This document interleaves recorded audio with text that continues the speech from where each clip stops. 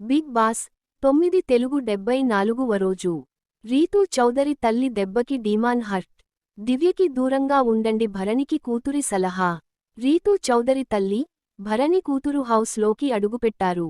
ముఖ్యంగా రీతూ చౌదరి తల్లి అయితే వచ్చి రాగానే కాస్త సీరియస్ గానే కనిపించారు. నేను చెప్పిందేంటి నువ్వు చేసిందేంటి అంటూ రీతూపై ఫైర్ అయ్యారు. ఇది చూసి డీమాన్ కాస్త కంగారుపడ్డాడు. మరోవైపు భరణి కూతురు ఎంట్రీ ఇచ్చి దివ్యకి అయితే ఇండైరెక్ట్గా షాకిచ్చింది. తనూజతో మాత్రం చాలా బాగా మాట్లాడింది. ఇలా ఈరోజు ఎపిసోడ్లో పూర్తిగా ఏం జరిగిందో చూద్దాం.